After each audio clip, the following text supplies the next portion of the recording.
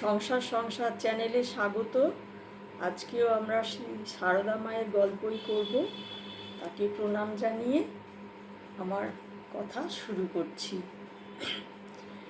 সারদা মা যুব জননী, বিশ্বজননী। অনেক ভক্ত তার, শিষ্য ভক্ত। মায়ের একদম ঘরে সংকুলান হয় না, এত শিষ্য ভক্ত দিন দিন বাড়ছে। আত্মীয় পরিজনও আছে মায়ের ওপরে, কিন্তু সংসারে একদম আবদ্ধ আছেন তিনি। সব কাজটি খুঁটিনাটি সব দিকে তার নজর, অথচ চরম নির্লিপ্তা। ঠাকুরের তো এই শিক্ষা না। ঠাকুর নিজে কিছু উজ্জ্বল সন্ন্যাসী তৈরি করেছেন, আর মা তাদেরকে পুষ্ট করেছেন, শিষ্য তৈরি করেছেন, ভক্ত তৈরি করেছেন। যাকে মায়ের তো সেই এদিক ওদিক ঘুরে বেড়ানো, একটু ভ্রমণের অভ্যেস আছে। কী বা করেন, কখনো কাশী, কখনো পুরী, ভক্তরাই নিয়ে যান। মা ভ্রমণ করেন, কখনো জয়রামবাটিতে যান। এইভাবে মায়ের দিন যাচ্ছে।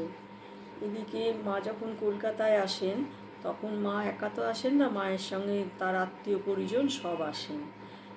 তার মধ্যে রাধু আর রাধুর মা তো আছেই, লক্ষ্মী দিদি আছে, নলিনী আছে, তারপরে যোগিন মা, গোলাপ মা, এরাও আছেন। কিন্তু মা যখন কলকাতায় আসেন, মায়ের থাকার খুব অসুবিধে হয়। এত লোক একসঙ্গে তো, হয় কোনো ভক্তর বাড়িতে থাকেন, নয়তো বাড়ি ভাড়া করা হয়, কিন্তু একসঙ্গে অত লোককে রাখা খুব অসুবিধে হয়ে যায়। তখন মাকে একটু ভালোভাবে রাখার কথা শারদানন্দ চিন্তা করছেন, যে মাকে একটু কীভাবে ভালোভাবে রাখা যায়, যদি মায়ের একটা নিজস্ব স্থান করা যায় কলকাতায়। তার সব মনে মনে তার অনেক চিন্তা, ভাবছেন যে গঙ্গার ধারে হবে, মা গঙ্গা ভালোবাসেন, তারপরে একটু গঙ্গা স্নানে যেতে পারবেন। শারদানন্দ তো মায়ের সমস্ত দায়িত্ব বহন করতেন। মা যখন জয়রামবাটিতেও থাকতেন, মায়ের সমস্ত খরচপাতি, চিকিৎসা, ওষুধপত্র সবই তিনি বহন করতেন। ওই জন্য মা বলতেন, ও বাসুকি হাজার সহস্র ফনা মেলে আমাকে ধরে আছে। সত্যিই তাই, উনি মায়ের ভারী ছিলেন। মায়ের ভার কিন্তু খুব কম ছিল না। সে যা হোক, তারপরে তিনি ভাবছেন একটা বেশ বাড়ি হবে, মায়ের ঘর হবে, নিচে ওপরে 4টে মায়ের ঘর থাকবে, নিচে কেননা ভক্তরা সব বসবেন টসবেন, ঠাকুরের ব্যবস্থা হবে। নিচে দুটো ঘরেতে সাধুরা থাকবেন, মায়ের তো সেবা করতে লোক লাগবে। তারপরে বই ছাপা হয়, মুদ্রণ হয়, তারও জায়গা লাগবে। সব নিয়ে ভাবছেন, একটু আলোচনাও করছেন।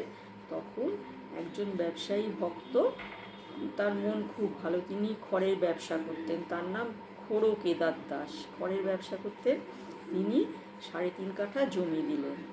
এবার জমি তো হলো, এবারে তো শারদানন্দ মহারাজের খুব চিন্তা, কেননা মায়ের একটা তো সুন্দর বাড়ি উনি করবেন, টাকা কোথায়? মাত্র ওইসব বই টই বিক্রি করে মাত্র 700-800 টাকা হয়তো আছে, কিন্তু উনি খোঁজ নিয়ে দেখলেন ওনার পছন্দের মতো বাড়ি তৈরি করতে গেলে অন্তত 10,000 টাকা লাগবে। অন্য সাধু মহারাজরা বললেন, মায়ের জন্য একটা ঘর করে দেওয়া হোক, আর কি করা যাবে। ওনার তো সেটা সন্তুষ্ট হচ্ছে না। উনি তখন ঋণ নিলেন 10,000 টাকা, নিয়ে মায়ের বাড়ি, আপনারা গেছেন বাগবাজারে, উদ্বোধনও বলে, মায়ের বাড়ি বেশিরভাগ আমরা বলি, সেই বাড়ি তৈরি হলো। উনি সেই 11,000 টাকা ব্যয় হলো। 10খানি মোট ঘর, ওপরে 4টে আর নিচে। মাকে তো আপনি পরিশ্রম করে তিনি সেই অনেক লিখে বই ছেপে বিক্রি করে সেই দিনরাত জেগে তিনি লেখার কাজ করতেন, আবার মায়ের সমস্ত দেখভালের কাজ। আর তখন প্রচুর ভক্ত শিষ্য আসছে, ওনাকে সব সামলাতে হতো।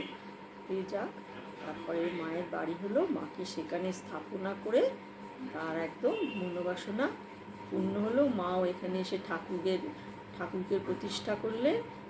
আর মা এখানে খুব স্বাচ্ছন্দ্য বোধ করতেন, নিজের খানিকটা জায়গা হয়েছে, কারোর বাড়িতেও থাকতে হয় না। মাও খুব খুশি হয়ে এখানে কিছুদিন থাকলেন। তারপরে মা আবার জয়রামবাটি ফেরত দিলেন। জয়রামবাটিতে তো কড়া সংসার, আবার তার মা মারা গেছেন, আগেই বাবা দেহ রেখেছেন, মাই সেখানকার অভিভাবিকা। কিন্তু তার ভাইদের আর শান্তি নেই, মায়ের সেই মাকে পর্যন্ত তাদের সেই ঝগড়া অশান্তি সামলাতে হয়। ভাগাভাগি নিয়ে, বাড়ি ভাগাভাগি, জমি ভাগাভাগি নিয়ে দু ভাইয়ের খুব অশান্তি। তা তখন মা তো আর পারছেন না, এত ঝামেলা গোলমাল মা আর সহ্য করতে পারছেন না। তখন আবার মহারাজ শারদানন্দের শরণ নিলেন। শারদানন্দ এসে দু ভাইকে বোঝালেন, কোনো কাজ হলো না। তখন সব দলিল দস্তাবেজ দেখে একদম দু ভাইয়ের আলাদা ভাগ করে দেওয়া হলো। তখন শান্ত হলো। কিন্তু মহারাজ খুব চিন্তা, মা কোথায় থাকবেন। মা নিজেই সমাধান করে দিলেন, বললেন এই ভাইয়ের বাড়ি ও ভাইয়ের বাড়ি উনি ভাগাভাগি করে থাকবেন।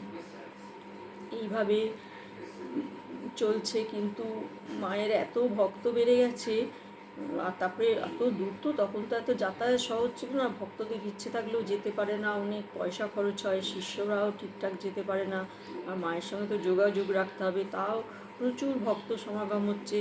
তখন ভাইদের বাড়ি মায়েরও খুব অসুবিধে হচ্ছে। আবার সেই শারদানন্দ মহারাজ কিছু ভক্তের সহায়তায় একটা 4 কাঠার মিঠো কোঠাবাড়ি মায়ের জন্য করলেন।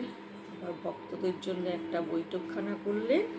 সেইখানে মা যতদিন জয়রামবাটিতে থাকতেন, মা ওখানেই থাকতেন। আজ এই পর্যন্ত।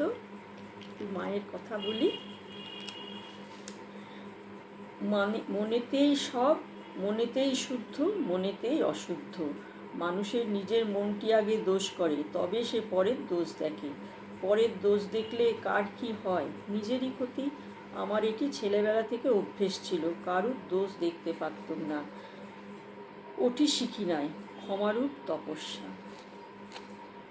ভালো লাগলে আমার চ্যানেল দেখুন, শেয়ার করুন, সাবস্ক্রাইব